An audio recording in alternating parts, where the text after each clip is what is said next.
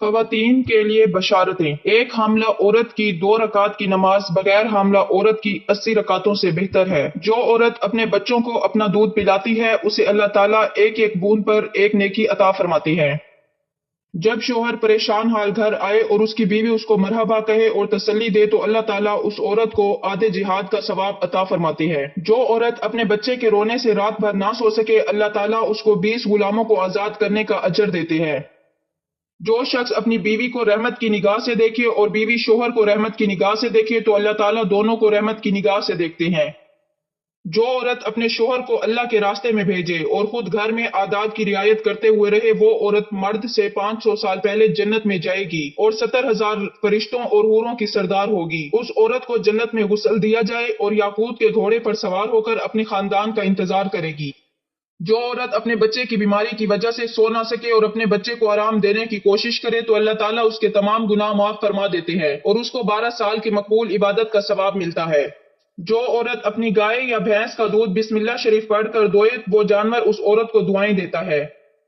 جو عورت بسم اللہ شریف پڑھ کر آٹا گوندے اللہ تعالیٰ اس کی روزی میں برکت ڈال دیتے ہیں۔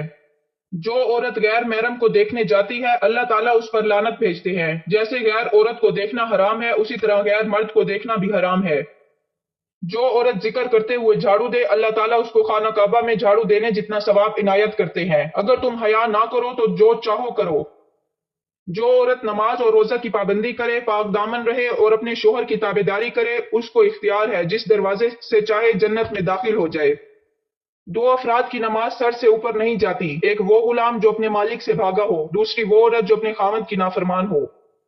جو عورت حاملہ ہو اس کی رات عبادت کی رات اور دن روزہ میں شمار ہوتا ہے۔ جب کسی عورت کا بچہ پیدا ہو جائے تو اس کے لیے 70 سال کی نماز اور روزے کا ثواب لکھا جاتا ہے اور بچہ پیدا ہونے میں جو تکلیف برداشت کرتی ہے ہر رگ کے درد پر ایک ایک حج کا ثواب لکھا جاتا ہے۔ اگر بچہ پیدا ہونے کے بعد 40 دن کے اندر اندر فوت ہو جائے تو اس کو شہادت کا درجہ عطا ہوگا۔ جب بچہ رات کو روئے ماں بد دعا دیے بغیر دودھ پلائے تو اس کو 1 سال کی نماز اور روزے کا ثواب ملے گا۔ جب بچے کا دودھ پینے کا وقت پورا ہو جائے تو آسمان سے ایک فرشتہ آ کر اس عورت کو خوشخبری سناتا ہے کہ اے عورت اللہ نے تجھ پر جنت واجب کر دی ہے۔